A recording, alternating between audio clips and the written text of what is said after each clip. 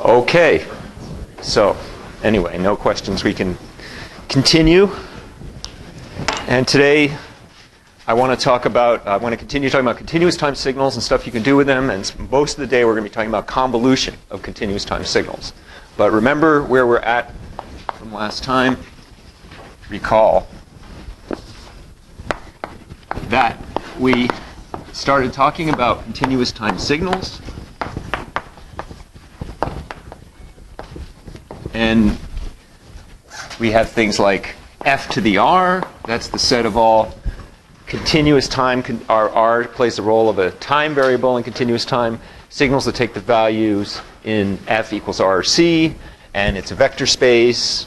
And it has this linear operation of shifting on it for every possible time shift, and so on and so on. We talk just all those generalities are just the same as they were essentially in discrete time. Then we define this notion of decent signals. And that's just like I said, private to this course term. It's just a short word, a one-word description of signals that have certain properties that eliminate some pathologies. Okay, so it's not a general math term that you want to share with your math professor, or especially don't tell him or her that I said it, because then, oh yeah, those wannabe mathematicians over in engineering, Anyway. That's one good thing about Cornell, by the way, is that the mathematicians and the engineers talk to each other. At some universities, the mathematicians think of theoretical engineers as being kind of like wannabe mathematicians.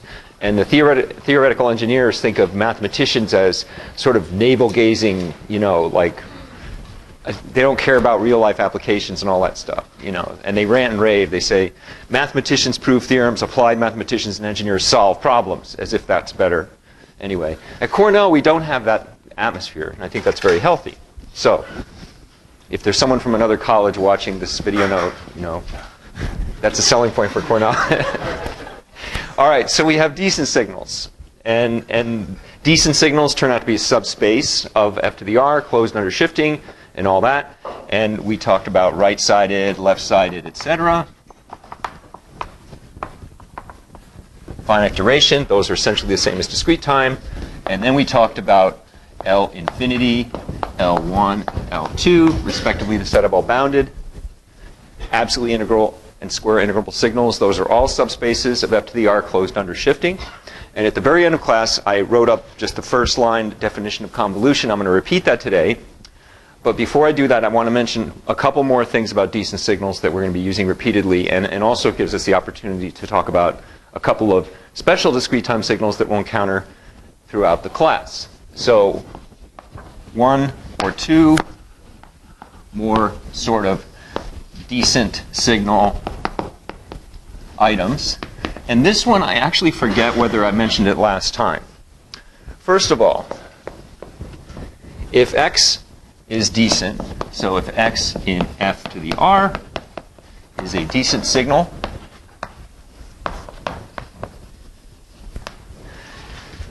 we did mention last time that it doesn't matter whether you're talking about Riemann or Lebesgue integration with respect to decent signals. They're both the same and they're both well defined. But here's an important fact. For any times, finite times, t1, t2 in the real numbers, this integral, the integral from t1 to t2 of x of t dt, is well defined and finite. And the only reason I separate well-defined and finite is I just want to say well-defined means you can actually integrate the function. It's not a hideous thing like the one, if it's irrational, zero irrational thing. So the point is the integral of a decent signal over any bounded interval is well-defined and finite. And we're going to be using that a couple of times when we talk about convolution. And the key here is the third condition of a decent signal. Namely that it never blows up on a bounded interval. It's always bounded on any bounded interval. And that's what makes this work, in addition to the reasonable behavior with respect to discontinuities. That's one thing. Another thing is sometimes you're in a situation where you have two decent signals that are everywhere the same, except maybe at the jump points. And they both have the same times where they jump. And in those cases, we want to regard those two signals as the same signal, even if they disagree at the jump point. And I'll give you a couple examples in a moment. So we regard, so if x1 and x2 are decent signals with the same quote-unquote jump times, if any,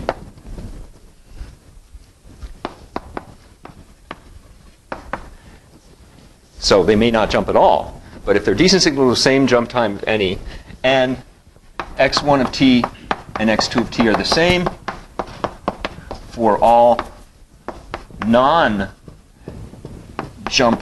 times t, then we regard x1 and x2 as being the same signal. We don't distinguish between them. So then, for our purposes, x1 and x2 are, quote-unquote, the same signal. And another way of interpreting this statement here, you could be really formal and talk about dividing the set of decent signals up into equivalence classes, blah, blah, blah, blah, blah. I don't think that's worth going down that road. Another way of looking at that, though, is a negative way, as follows. Quote, it doesn't matter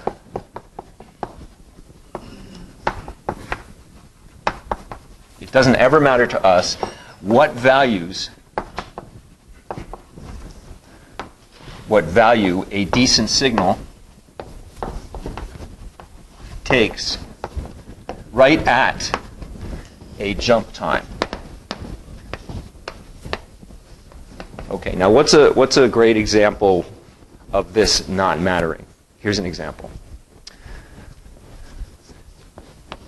I'm going to define the unit step, and you probably know the unit step is going to look like. It's going to be 0 for t less than 0, 1 for t bigger than 0, just like in discrete time, but it jumps at t equals 0, right? So how do we define it? U, the continuous time unit step,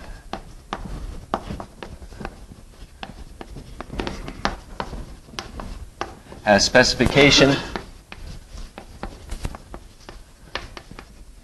u of t is equal to 1 when t is bigger than or equal to 0. So you see what I'm doing? I'm defining it to be 1 at t equals 0, its jump point, and 0 when t is less than 0. So if you were to graph this, this is what it would come out to be. It would be like a solid thing there, an open thing here, and a solid thing here, and this is u of t versus t. That definition pins it down at 1 at t equals 0, but in fact it doesn't matter. We could have pinned it down any way we wanted to, and it wouldn't have affected anything that we'd ever do with it. So alternative definitions of the unit step set it equal to 0 at t equals 0, or 1/2. That's a popular one.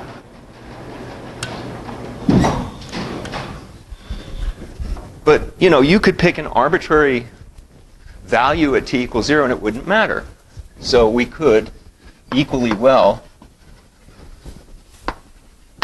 define u of 0 equal to 0, or equal to 1/2, or even 10 to the 59th, say, which would be kind of a ridiculous graph. Just have a dot way up at 10 to the 59th, and it wouldn't affect anything. So it doesn't matter.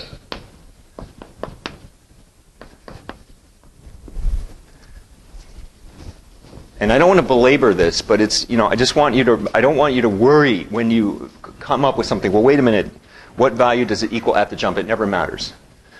The other signal that we're going to be using a lot is PA. So given a bigger than 0, P sub A is the signal with specification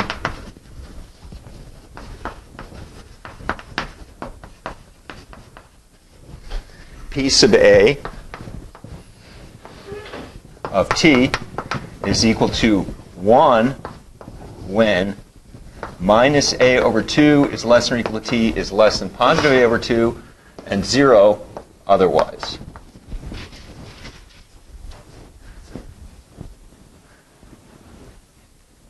P sub a is what we call a unit pulse of width a centered at t equals 0.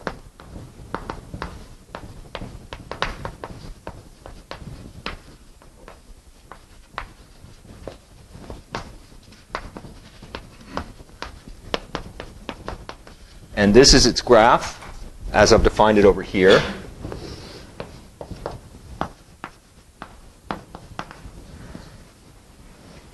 And I'll be really specific about the values at the jumps, like so, and this is the height. And as written, these two definitions fit together in the sense that P sub a is equal to, how can I write that as a difference of 2 unit steps? Anybody want to hazard a guess? Oh, this is plus a over 2, by the way, and minus a over 2. Ricardo? U of x minus a over 2 plus u of negative x minus a over 2. That might work, but I'm wanting to express it as a difference rather than a sum. That's all. Let me write what I'm thinking. There might be multiple answers to that question. I didn't take that into account. P sub a as a whole signal is the same as shift sub minus a over 2 of u minus shift sub a over 2 of u. If I shift the unit step to the left by a over 2, that's the first term, and then I subtract off the unit step shifted to the right by a over 2, that's the second term, I get just that middle part. On the other hand, it doesn't matter how we define it at plus and minus a over 2. So it doesn't matter how we define P sub a of t at t equals plus and minus a over 2. It'll still work for us. Okay. Now I don't want to get caught in the quicksand of all this business, worrying about these tiny borderline situations and all. But I just want to leave it at that for now and move on to convolution.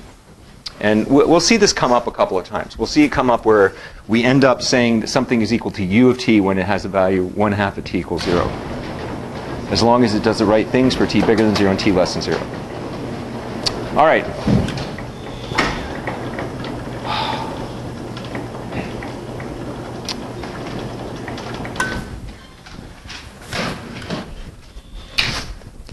Now notice, and this reminds me of a question Zach asked me on the way out of the room last time. Remember back in discrete time, we said, here's some example signals. We have the 0 signal. We have the discrete time unit step. And what was a third really important discrete time signal example? Sorry? Causal sliding f. Well, that's a system. Causal sliding window. But what signal? What is a delta? Right, exactly. So we haven't introduced the continuous time delta yet. Why? Well, the continuous time delta, let it be known today, is not a signal. It's something else. It's something we have to work with when we talk about continuous time LTI systems, but it's not a true signal, unlike the discrete time delta. And we'll get there next time, tomorrow. All right. So moving on to convolution. Here's the definition. I'm just repeating it from last time. For x1, so if x1 and x2 are real or continuous time signals, the convolution of x1 with or and, however you want to say it, x2 is the signal. x1 convolve with x2 with specification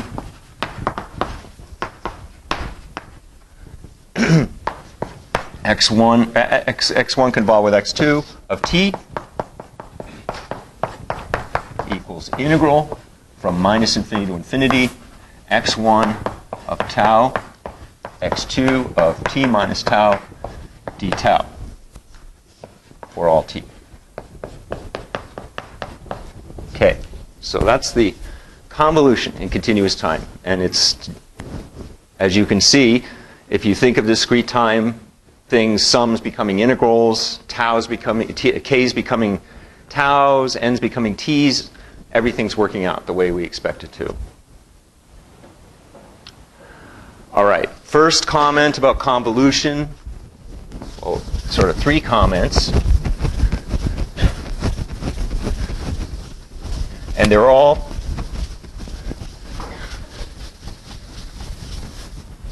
analogous to the corresponding discrete time results. So three easy convo properties. One of them is you can switch the tau and the t minus tau in the definition, and you get the same thing. So you can switch those things with impunity. And if you want to be fancy about it, you can say x1 convolved with x2 equals x2 convolved with x1. It's commutative. Second thing is the bilinear, or the associativity. x1 convolved with x2. If you take that and convolve it with x3, you get the same thing as you would have gotten if you took x1 and convolved it with the previously computed x2 convolved with x3, if all indicated convos exist. And like I said, I'm whipping through this stuff. We've seen it all in discrete time. And we have the bilinearity again. If I take x1 and I convolve it with c2 x2 plus c3 x3, I get c2 x1 convolved with x2 plus c3 x1 convolved with x3, etc. So, same deal as in discrete time. Those are all easy. Now let's talk about criteria for convolution existence. And these also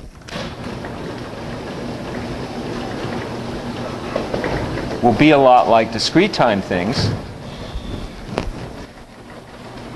except right at the get-go we're going to assume in each case that the signals we're dealing with are decent. So we don't have to worry about any of the kind of analytical pain and suffering that occurs when you're dealing with non-decent signals.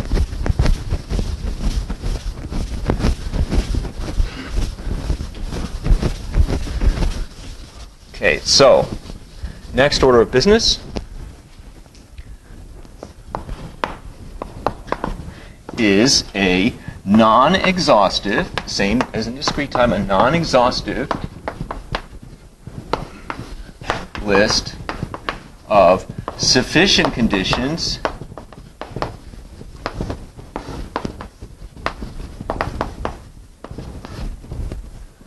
for existence of convolutions. Again, each of these criteria is going to be a sufficient condition for the existence of a convolution of two signals.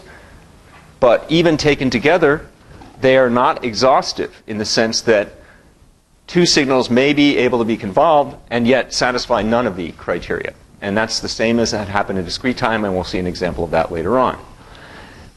Now, these are going to look a lot like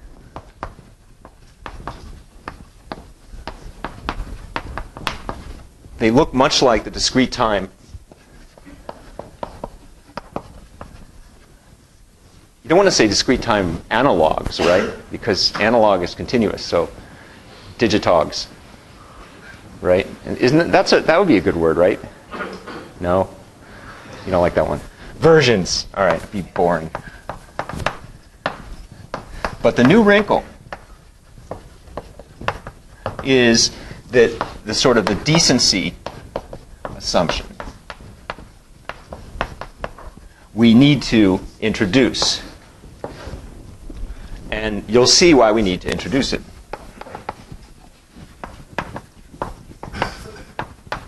In fact, you'll see it right away in the first criterion. So what do you think the first criterion is going to say? And you can flip back to your list of criteria for discrete time, if you wish.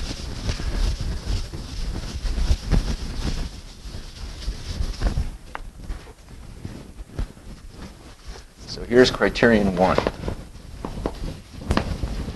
And I'll start it off for you. If x1 and x2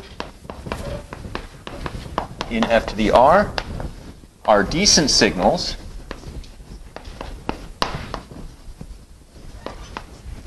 and what?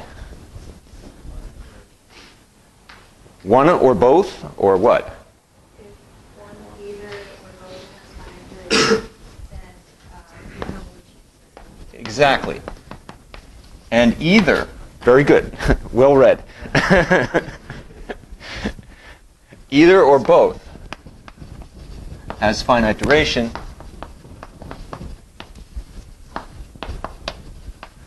then x1 convolved with x2 exists. Furthermore, what? And I'll give someone other than Erica a chance to answer this one. Yes. If what? If both are, yes. All right, Victor, is that right? Okay, good. I got your name down. That's, yeah. Furthermore, if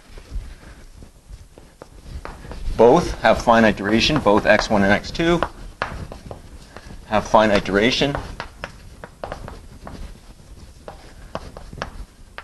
so does their convolution, x1 convolved with x2. Okay, now remember back in discrete time, how did it work? How did this result work? We plugged in x1 and x2 in the formula for convolution, and we discovered that ostensibly infinite sums were all of a sudden finite sums. The same kind of thing is going to happen here, but I want to go through this, at least part of it, because I want you to see where the decent bit comes in. Okay, so here's a partial proof. Proof of the first part, the first statement, namely that if either or both has finite duration, then their convolution exists. Say x1 has finite duration.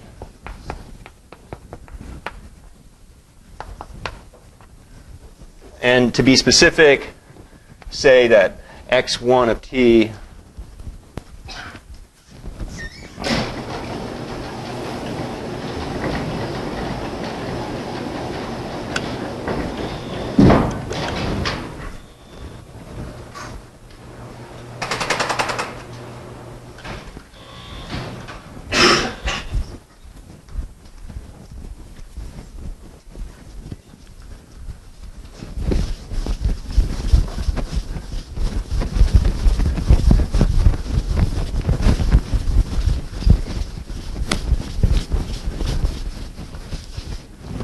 say x1 of t is 0 when t is less than t1 and when t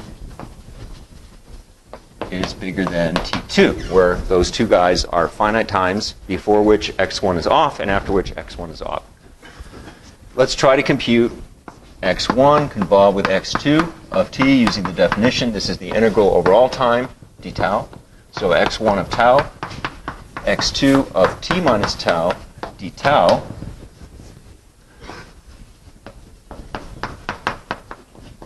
and because x1 is 0 before time t1 and after time t2, this chops it down to a finite integral, t1 to t2 of x1 of tau, x2 of t minus tau, d tau for all t.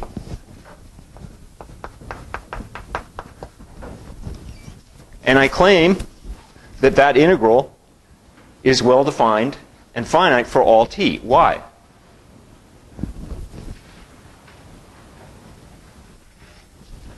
What assumption makes that absolutely certain?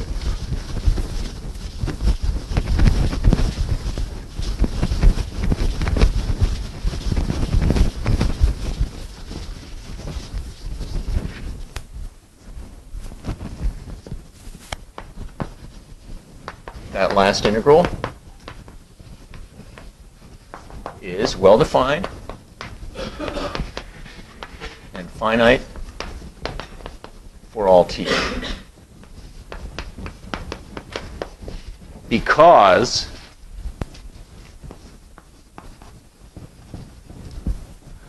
what? Yeah, because decent. That would be the 21st century way to write it. Denzel. So to be decent, you have to be bounded in the bounded range? Yeah. Because of that? Well, that's part of it. You also have to be reasonably well behaved discontinuity-wise. So doing the integral even makes sense. That's the well-defined part. The finite part is due to that, has to be bounded in every bounded interval. Okay, so because decent, well, let's not state it that way. Because x1 and x2 are both decent. Okay, so what's the bottom line here? The bottom line is that in discrete time, the first couple criteria involve taking ostensibly infinite sums and turning them into finite sums, which are no problem. In continuous time, you take ostensibly infinite integrals and turn them into finite integrals, finite interval integrals, and that's no problem because the signals are decent. It might be a problem if they weren't, but it isn't because they are. All right. So, next criterion. What's that going to be? If x1 and x2 in f to the r are decent signals and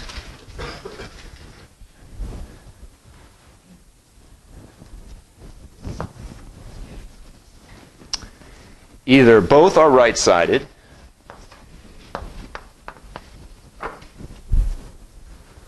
so either both right-sided or both left-sided,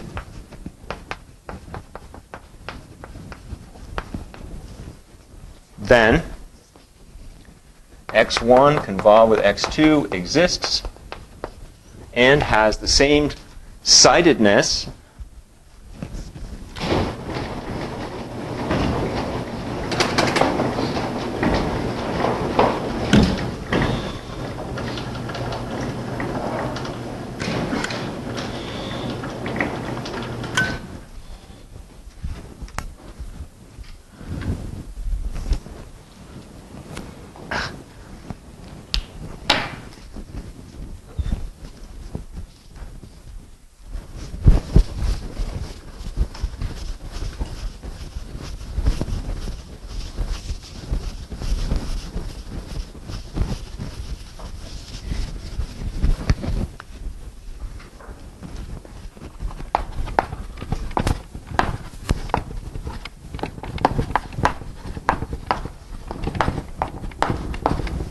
as x1 and x2. So if they're both right-sided, their convo is also right-sided. Both left-sided, their convo is also left-sided. And again, the proof to this is the same. I'm not going to go through it. So again, ostensibly infinite range integral by the sidedness assumption becomes finite range integral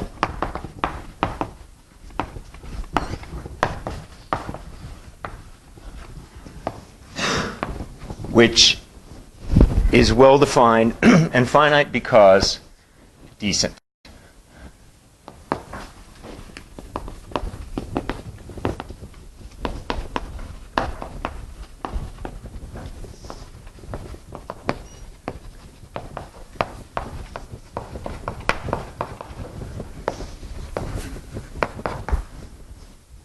Okay, so the proof works the same way as it did in discrete time, as the proof of criterion 1 works in continuous time.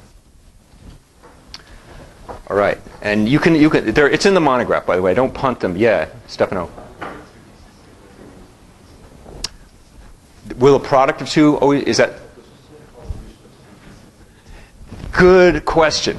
Okay, Stefano's question is the following. Will the convolution of two decent signals always be decent? It turns out that in the first 4 criteria we're talking about today, the answer is yes. And I'm going to mention that later without proof. And in fact, for criteria 1 and 2, it turns out the convolution is actually a continuous function of t, which is even more, it's like, decent on steroids, so to speak. The final criterion is it doesn't work. The two L1 signals, unfortunately, but it's only pathological examples that give a problem, and I give one of those in the monograph. It's the same one I drew over here last time with the things going off to infinity. But that's a really excellent question. All right. Criterion 3, maybe we can get them all on the board today. I'm not going to prove these because the proofs go an awful lot like discrete time, except integrals replacing sums and all that.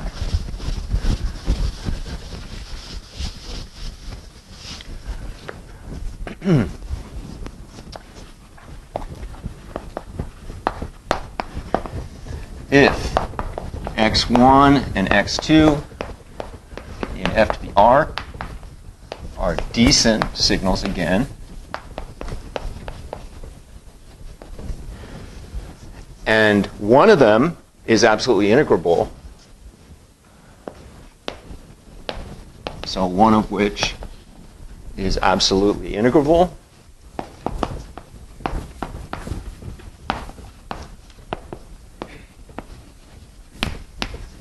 i.e. an L1 signal, and one is bounded,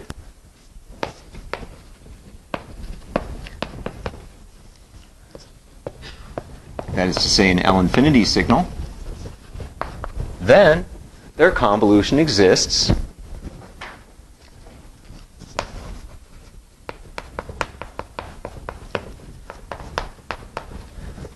and is a bounded signal as well.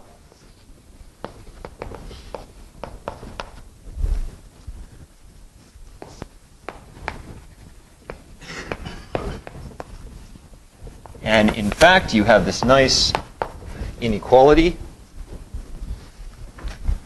that relates the sup norm, the infinity norm of the convolution with the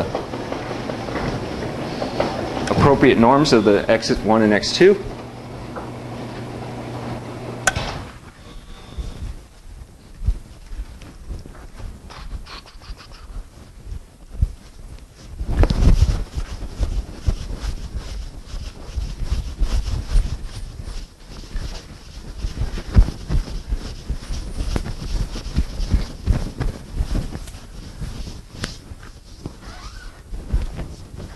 In fact, the infinity norm of x1 convolved with x2 is bounded from above by the product of the one norm of the L1 signal, whichever one that happens to be,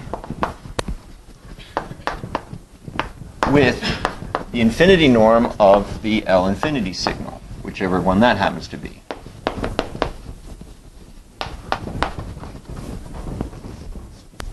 So that's criterion 3, and the proof goes through essentially the same way as it did discrete time. Not going to bother with that. If you want to read it, look at the monograph. And the same holds for criterion 4, which says that if x1 and x2 in f to the r, again, are decent signals that are both square integrable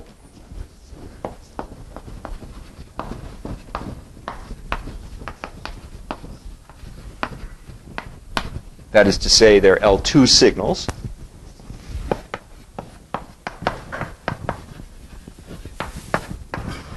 then their convolution exists So x1 convolved with x2 exists and is a bounded signal, just like the previous example.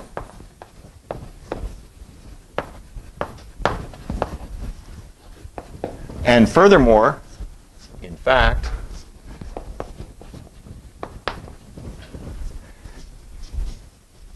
you can bound the infinity norm of that convolution in terms of the two norms of x1 and x2, and this is a loose bound that we can improve on, and we will later on in the semester when we talk about Hilbert spaces and all that stuff.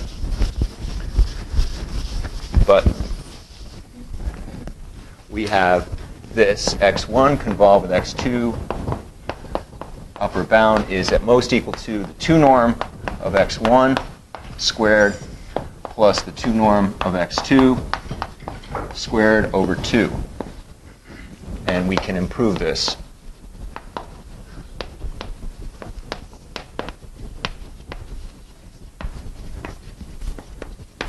When I say improve on a bound, I mean get a tighter bound, get a more restrictive bound.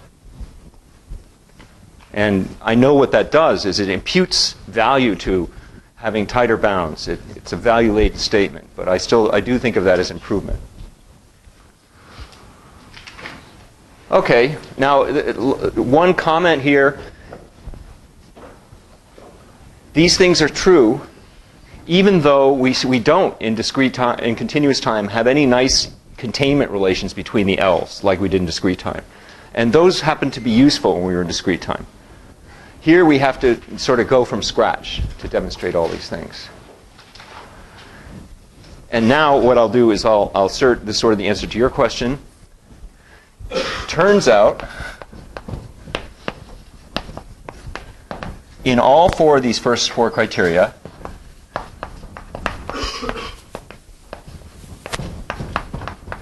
x1 convolved with x2 will also be a decent signal.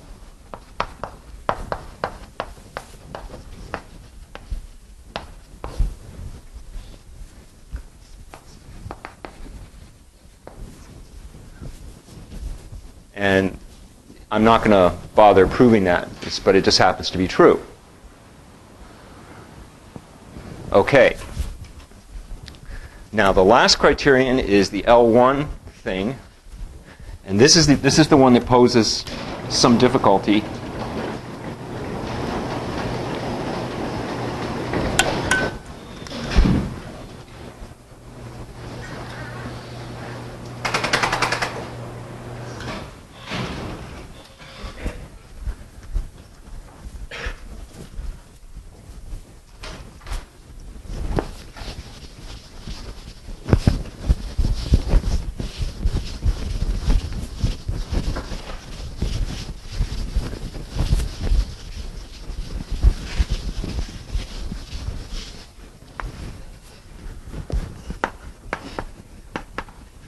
So criterion 5 says that if x1 and x2 in f to the r are decent signals, both absolutely integrable,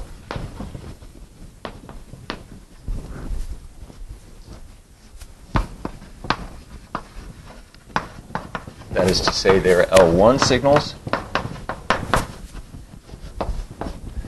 then, and I don't know how to do this because I can't write on the board in a sort of alternative font. You know, I would really like to put the word exists. So x1 convolved with x2 exists. I'd really like to put that in like Comic Sans or some kind of like jokey sort of font because it's not quite true sometimes, but I can't. So I'm just going to do like it's star exists star. To give it a sort of glow, right? And tell you what that means in a second. And is also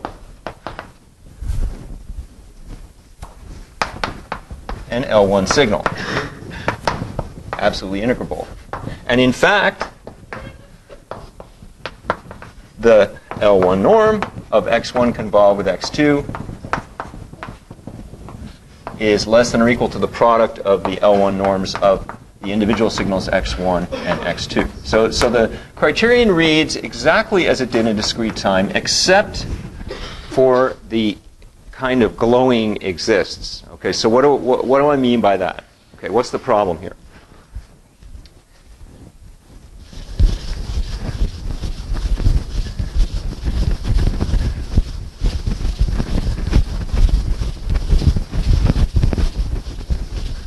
What causes the scintillation of the existence? So star exists star.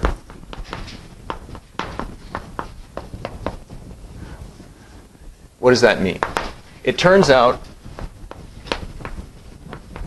that if you compute this integral defining convolution, minus infinity to infinity, x1 of tau, x2 of t minus tau d tau,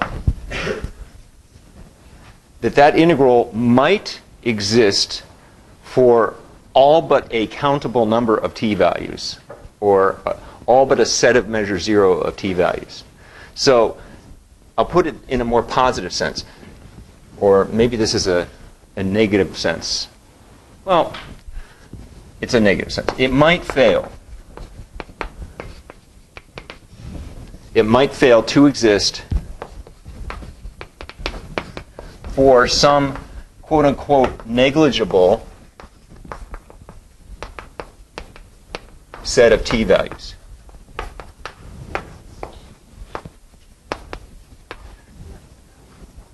And for those t values, what we could do is we could pin down the value of x1 convolved with x2 for such a t value at 0 or 10 to the 59th or something. It wouldn't matter what we pinned it down as. And we would end up with x1 convolved with x2 for all t. So for those t values,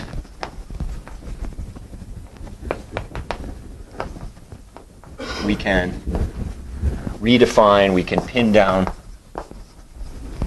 value of x1 convolved with x2 any way we want, just to get x1 convolved with x2 defined for all t. But whatever happens, you're going to get a signal, even if it's not decent, which it won't be in those cases,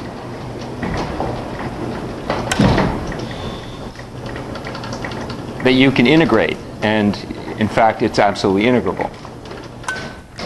Okay. And I don't want to, like I said, this is such a borderline case, and it's so rare that I had to sort of work hard to come up with an example of it. You know, that one with the chimneys going off to infinity. And if anyone, like I said, thinks of a clever name for that signal, please let me know, because we refer back to it a few times.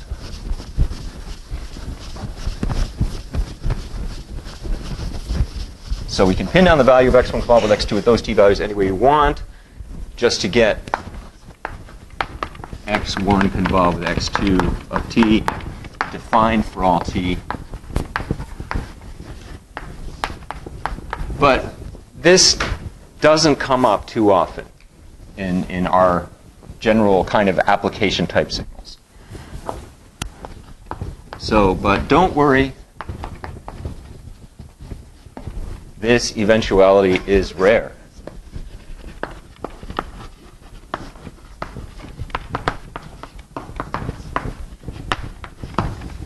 Okay. So you don't have to worry about it too much. And one thing that is true that's worth mentioning is that it turns out, in this example, the x1 convolved with x2 from criterion 5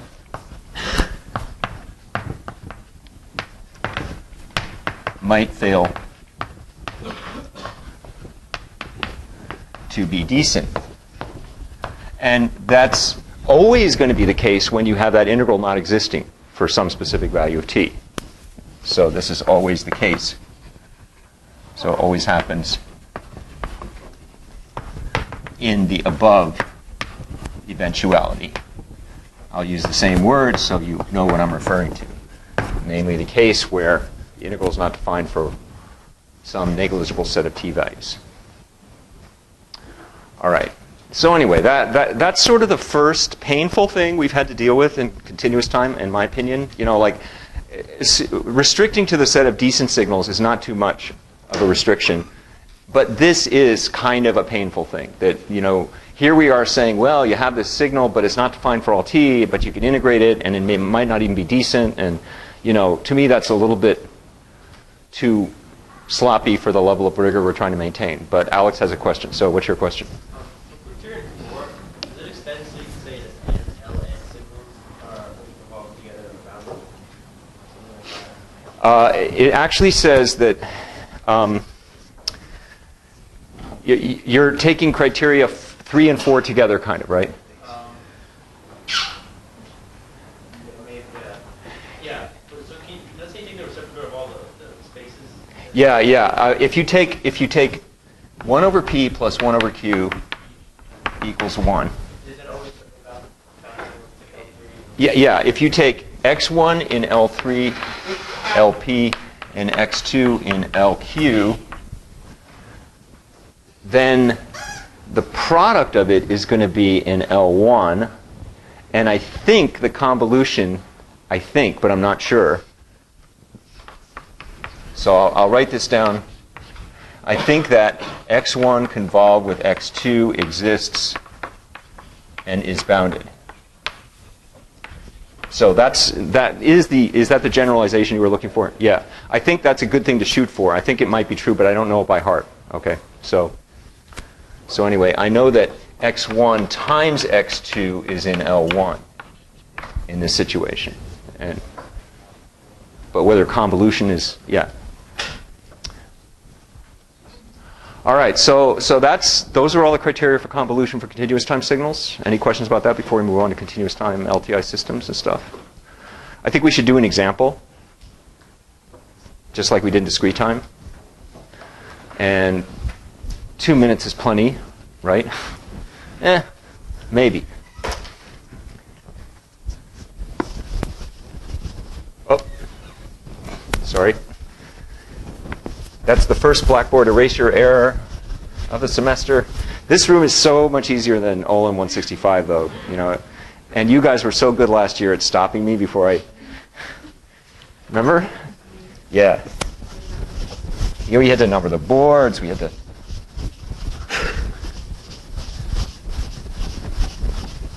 And we couldn't even figure out a good formula for the board numbering. You know, like moving from board K to board K plus 1 mod 5 or 6 or whatever. No, didn't work right.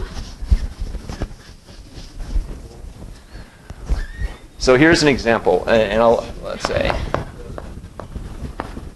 and this is pretty paradigmatic for computing convolutions, just like the one we did in discrete time.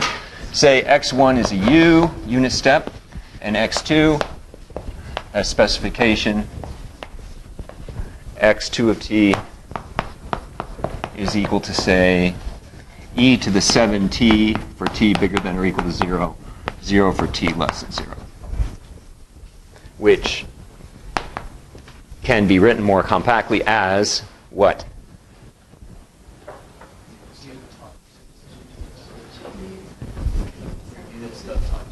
Yeah, e to the 7t u of t for all t. Okay, that's quite typical. It's the kind of thing you're always trying to compute is a convolution of something that has each of them has a step in it, and you go through the process, and then it's all of a sudden the end of the class, and you can't do it. So we'll do that example next time, and then we'll move on to discrete time systems.